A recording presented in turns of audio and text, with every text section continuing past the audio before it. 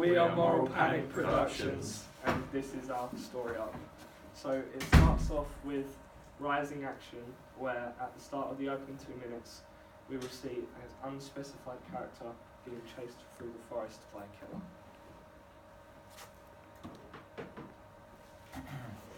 The character will trip and fall, and the killer is seen looming over them with a hammer, ready to kill. It then develops into a climax when the killer brings down the weapon, spurting blood all over his face, and the sound of the victim is silenced, showing that they are dead. Our film name will flick up here, breaking away from the action, which will lead into our next scene. This is where the first exposition is. Basically, the name of the film will fade away onto drone shots of the setting sun over a thick woodland. This will create a state of equilibrium and will also signify how the structure of the film has changed. This is because the different time settings. And then this is where our credits will come up, like actors and producer and stuff. And the rising action, a loud female scream is heard, which cuts through the drone shots. The shot of the birds flying away will show that there's danger. Then we have another exposition where the person who has screamed is revealed to be just a woman who has been scared by a person who seems to be her boyfriend, so it acts as like a red herring.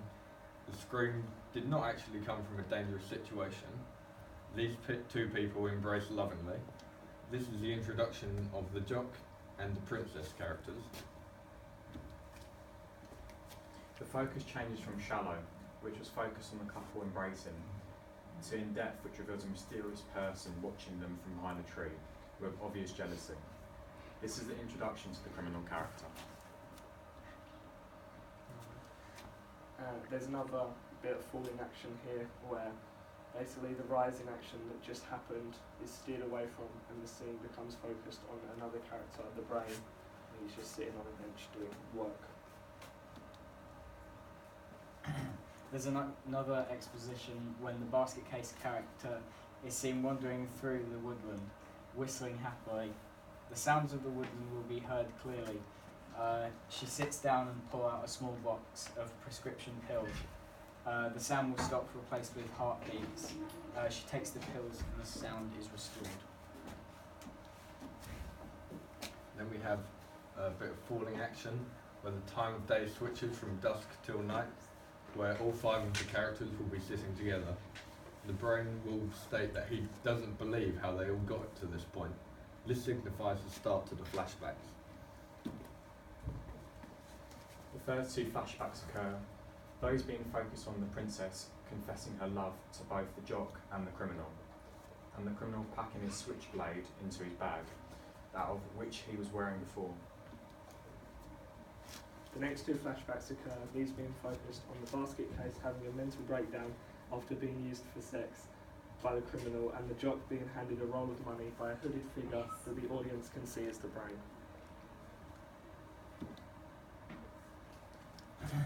The flashbacks cut back to a wide shot of the whole group again, who are obviously very tense with one another.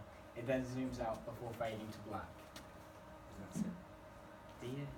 Okay, thank you very much. Right, a couple of things just want to go over. You said about enigmatic qualities and having like the mysterious kind of figure at the very, very beginning. Why did you choose to do that? Do you mean at like the very start? Yeah, very start. Because basically the point of the movie is that we don't know who the killer is out of the 5 people. So having neither of the killer's identity or the person they're killing shown, it means that it could still be any one of them. Okay, why a hammer? It's like a weapon that's not been used in a previous slasher film. I think it's quite a good weapon to use. It's easily accessible to anyone. Like a It's easy to teenager, hide. one of the characters could realistically use it. It's within his character to obtain a hammer. Or her. Or her. Okay. Use of blood. Are you planning to use fake blood on Yeah. set? Yeah. Okay, and where have you sourced it from? I've got some, and I think one of them has. Yeah, my family runs an event thing and we have lots, so it's Okay. easily accessible. Use of subtitles. So you've obviously said about the kind of the title coming in and then the credits. Why do you think that that would be important to show where you specifically noted it?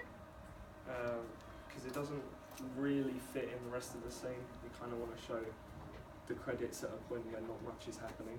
Mhm. So the drone shots are like, they both set the scene and they'll also show like the credits Okay, and what do you think the drone's going to bring to the filming? and make it a little bit more unique. Because It will look really nice with the opening shots as well, because you won't be able to get those shots without the drone. It would just mean shots that you're normally able to get, you can reach them with the drone, so it makes it a bit more beneficial. Okay.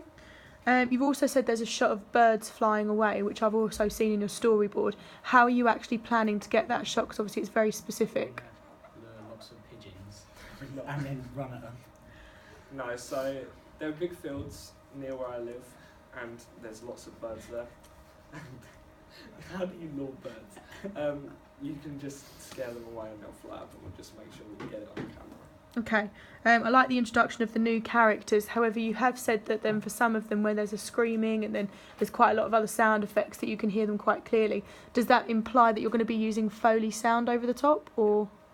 Okay, and how are you planning to do that? Well, in some cases we could record the sound beforehand, Okay, like with a professional microphone, and then edit it in during the editing phase. brilliant. Okay, thank you very much.